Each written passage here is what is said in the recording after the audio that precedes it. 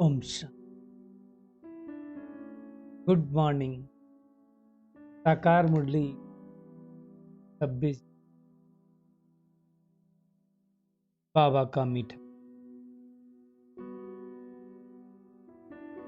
मीठे मंथन के लिए। मंथन शुरू करने से पहले सद्गुरु शिव बाबा की शांति भरी किरणों के नीचे बैठ जाते हैं और अनुभव करते हैं, मैं शांत स्वरूप आत्मा हूं, शांति के सागर की संतान हूं। आज मीठे बाबा ने कहा, मीठे बच्चे, अमृत बेले के शांत शुद्ध वायुमंडल में तुम देह सहित सब कुछ भूल मुझे याद करो। उस समय याद बहुत अच्छी रहेगी। क्यों अच्छी रहेगी अमृत बेला? वैसे तो बाबा बोलते हैं अमृत बेले का शुभ मुहूर्त है 2 बजे से 5 बजे तक, परंतु 2 बजे की बात हम नहीं करते हैं। 4 से 5 1 घंटा जो होता है वायुमंडल बहुत शांत होता है, क्योंकि जो लेट से सोने वाले वो भी सो जाते हैं और जो जल्दी उठने वाले होते हैं वो भी 4 बजे नहीं उठते हैं। तो उस समय क्या होता है, पूरा वाइब्रेशन एकदम पीस वाले होते हैं। उसमें बाबा ने कहा ना, शांति पूर्वक याद करो, कनेक्शन जल्दी जुटेगा, भीड़ कम होती है, वायुमंडल में डिस्ट्रैक्शन कम होता है।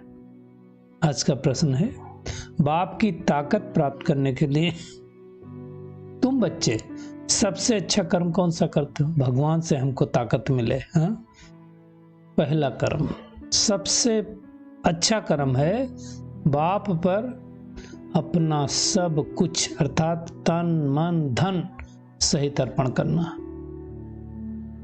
बाबा कहते हैं, जब तुम सब कुछ अर्पित करते हो तो बाप तुम्हें रिटर्न में इतनी ताकत देता है जिससे तुम सारे विश्व पर सुख शांति का अटल अखंड राज कर सको। अटल अखंड राज बहुत बड़ी चीज हो गई। वहां कोई खंडन नहीं होता है, कोई तकलीफ नहीं होती, हमेशा सुख शांति रहती है। दूसरा प्रश्न, बाप ने कौन सी, बाप अर्थात शिव बाबा ने कौन सी सेवा बच्चों को सिखलाई जो कोई मनुष्य नहीं सिखला सकता है? बाबा कहता है रूहानी सेवा अर्थात आत्माओं की सेवा करना। हम क्या करते हैं, शरीर देखकर, जिस्म देख करके, उसकी पद देख करके, पोजीशन देख करके, धर्म देख करके, जाति देख करके सेवा करते हैं। बाबा कहता है नहीं, आत्मा देख करके सेवा करो। बाबा कहता है तुम आत्माओं को विकारों की बीमारी से छुड़ाने के लिए ज्ञान का इंजेक्शन लगाते हो। बाबा ने कहा तुम हो रूहानी सोशल वर्कर, छोटे मोटे नहीं, रूहानी सोशल वर्कर। बाबा कहता है मनुष्य जिस्मानी सेवा करते, लेकिन ज्ञान इंजेक्शन देकर आत्मा को जागती ज्योत नहीं बना सकते। कोई नहीं बना सकता दुनिया में। ये सेवा बाबा ही हम बच्चों को सिखलाता है, कैसे आत्मा को विकार मुक्त बनाया जाए। हर आत्मा को तो बीमारी लगी हुई ना, वो बाबा सिखलाता है। कोई भी मनुष्य वो परमात्मा नहीं हो सकती, भगवान नहीं हो सकती, देव आत्माएं हो सकती, महान आत्माएं हो सकती, संत आत्माएं हो सकती, पाप आत्मा हो सकती है, लेकिन परम आत्मा कोई नहीं हो सकता है। ये मनुष्य सृष्टि और ब्रह्मा विष्णु शंकर वो सूक्ष्म मतन में दिखाया गया है। शिव बाबा है आत्माओं का अविनाशी पिता। इसे समझने की बात है। इस विनाशी शरीर का पिता अलग है, हमारा आत्मा का पिता परम आत्मा है।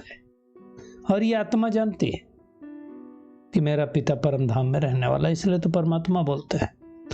हम बच्चों को ये सब आकर के बाबा ने सिखलाया है, हमें देही अभिमानी बनाया है, यानी आत्माभिमानी।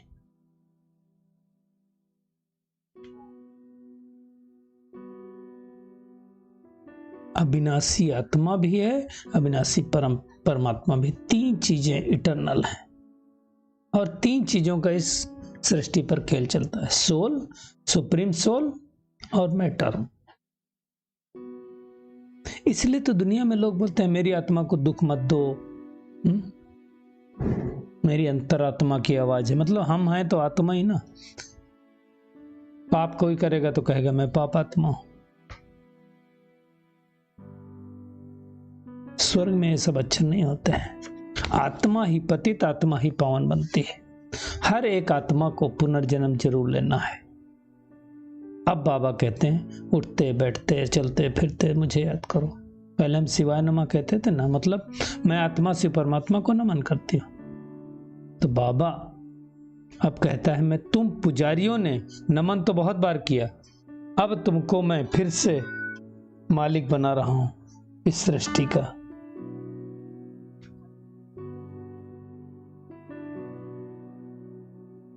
बाबा कहता है तुमको नमः करने की दरकार नहीं है, न लक्ष्मी नारायण नमः कहना, न विष्णु देवताएं नमः कहना, न शंकर देवताएं नमः कहना। नहीं, अब तो मैं तुमको इस सृष्टि का मालिक बना रहा हूं। याद बाबा को ही करना है। कहते हैं वो समर्थ है, कालों का काल है, काल मूर्त है, सृष्टि का रचयिता है, बिंदु स्वरूप है बाबा, है ना। ये महिमा है उसकी। आगे तो हम उनको सर्वव्यापी जाने कहां कहां उनको कर दिया, कितनी ग्लानि करी हम आत्माओं ने। भगवान को सर्वव्यापी कहना और ये कहना भगवान न करे ऐसा हो जाए, इससे बड़ी ग्लानि कुछ नहीं हो सकती है। बाबा कहते हैं इस समय के सब मनुष्य ही पापात्मा है। आत्मा ही कहती है ना मैं आत्मा हूं, मेरा इस शरीर है, और मैं आत्मा जैसे बिंदु हूं ऐसे परमात्मा भी बिंदु। बाबा कहता है मैं साधारण तन में आकर के तुम बच्चों का ओबीडिएंट सर्वेंट बन के सेवा करता हूं। कितना निरहंकारी बाबा है। हम आत्माएं जागती ज्योति थी, फिर माया ने आकर के हमारी ज्योति बुझा दी। अब बाबा ने हमको आकर के फिर से ज्योति जगाई। बाबा कहते हैं तुम्हारी ज्योति बुझते बुझते धुंधकारी बुद्धि हो गई। कोई युधिष्ठिर और धृतराष्ट्र की बात नहीं, रावण की बात है। बाबा ने स्पष्ट रूप से कहा शिव जयंती अलग, कृष्ण जयंती अलग, दोनों अलग नहीं। अब शिव जयंती आने वाली ना, गाते हैं बुलाते भी हो उसको, हे पतित पावन आओ आकर के फिर से इस भारत को सत्यवी देवी देवताओं वाली राज्य बनाओ, राजस्थान बनाओ, स्वर्ग बनाओ। कोई समय था ना यहाँ पर राज्य, तभी तो गाते, नहीं तो क्यों गाते।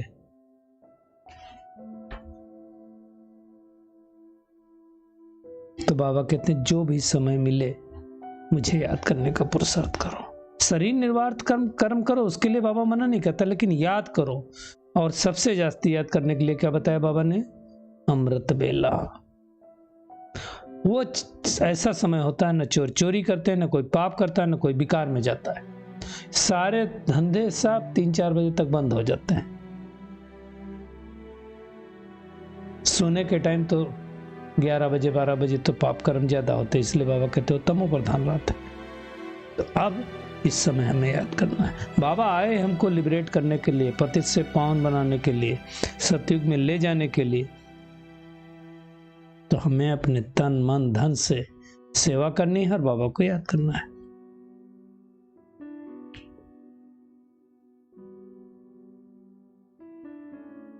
गांधी जी भी तो चाहते थे राम राज्य हो। राम राज्य आएगा कैसे, भगवान के सिवाय कोई नहीं ला सकता है। तो अब बाबा फिर से वो राज्य स्थापित कर रहा है, तो हमारी खुशी का पारा चढ़ना चाहिए। दुनिया में लोग कहते हैं फलाना पार निर्वाण गया, ज्योति जो समाया मोक्ष पाया। नहीं, हो नहीं सकता। मोक्ष किसी को मिलता ही नहीं है। बाबा कहते हैं भारतवासियों को स्वर्ग में अच्छा लगता है, मीठा लगता है, तभी तो कहते हैं स्वर्ग पधारा। तो जरूर स्वर्ग कभी था। जब 5 तत्वों सहित हर आत्मा तमो प्रधान बन जाती है, तब बाबा आकर के पावन बनाता है। और ऐसे परमात्मा जिसकी इतनी महिमा है, उसको टिक कर भीतर में जाने कहां कहां हमने कह दिया। तो जबरदस्त मंजिल है, मेहनत करनी, बगैर मेहनत के कुछ नहीं होने वाला है। भगवान ही आकर के ब्राह्मण, देवता और क्षत्रिय 3 धर्मों की स्थापना करता है। बाकी धर्म पिताएं और अपने आप आते हैं तब स्थापना होती है। बाबा कहते हैं यहाँ तो देखो सब में क्रोध है, एक दो को गाली देते रहते हैं, सतयुग में ऐसा नहीं होता है। अगर भगवान सर्वव्यापी होता तो सब फिर क्या होते, फादरहुड हो जाते, ब्रदरहुड उड़ जाता। कहते हैं हिंदू चीनी भाई भाई, हिंदू मुस्लिम भाई भाई, भाई हैं तो मतलब एक बाप के बच्चे हैं ना, तो सब धर्मों के आत्माओं का पिता तो एक ही हो गया ना। ये समझने की बात है। बाबा कहते देवी देवता धर्म से क्षत्रिय धर्म निकला, क्षत्रिय से फिर इस्लामी निकला, इस्लामी से बौद्धि, बौद्धि से क्रिश्चियन, ऐसे ऐसे धीरे धीरे धर्म बढ़ते रहते हैं और झाड़ इतना बड़ा हो गया। ये डिटेल की बातें हैं। अब बाबा सहज युक्ति बताता कि मुझे याद करो और बरसे को याद करो, बस और कुछ करना नहीं। ईश्वरीय लॉटरी मिली है तुम बच्चों को, बाबा कहता है, तो मीठे मीठे शिव बाबा को और बरसे को याद करना है तो जबरदस्त प्राइज मिलेगी। तो क्या करना है, एक तो अमृत बेला उठ करके हर रोज उठना है, शुद्ध वायुमंडल में देह सहित सबको भूल कर बाबा को प्यार से याद करना है। उठते ही होंगे, मेजोरिटी तो सब उठते ही हैं। और ये स्मृत रहे नाटक पूरा होना है। अब हमें वापस अपने घर जाना, इस खुशी में रहना है। पास्ट सो पास्ट कर इस अंतिम जन्म में बाबा को पवित्रता की मदद करनी है। तन मन धन से स्वर्ग को भारत को स्वर्ग बनाने की सेवा करनी है। बाबा का वरदान है, सर पुराने खातों को संकल्प और संस्कार रूप से भी समाप्त करने वाले अंतर्मुखी भव। बाप दादा बच्चों के सभी चौपड़े अब साफ देखना चाहते हैं, कोई मिलावट नहीं होनी चाहिए। बाबा कहते हैं थोड़ा भी पुराना खाता अर्थात बाह्य मुक्ता का खाता संकल्प और संस्कार रूप में भी रह न जाए। बाबा ने कहा सदा सर बंधन मुक्त और योग युक्त, इसी को अंतर्मुखी कहा जाता है। इसलिए बाबा ने कहा सेवा खूब करो लेकिन बाह्यमुखी से अंतर्मुखी बनकर करो। अंतर्मुक्ता की सूरत द्वारा बाप का नाम वाला करो, आत्माएं बाप का बन जाएं, ऐसा प्रसन्न निश्चित बनाओ, ऐसा अपना व्यवहार बनाओ, ऐसा अपना चाल चलन बनाओ। स्लोगन है, अपने परिवर्तन द्वारा संकल्प बोल संबंध संपर्क में सफलता प्राप्त करना ही सफलता मूर्त बनना है। खुद का परिवर्तन होगा ना, खुद हमारे बोल संकल्प व्यवहार अच्छा होगा तो दुनिया वाले हमारे पास आएंगे। चलिए परमात्मा किरणों के नीचे बैठ जाते हैं और अनुभव करते हैं। मैं आत्मा अपने पुराने संकल्पों को, पुराने खातों को समाप्त करने वाली अंतर्मुखी बन करके अमृत बेला उठ करके एक परमात्मा की याद में बैठने वाली कोटों में कोई आत्मा हूं।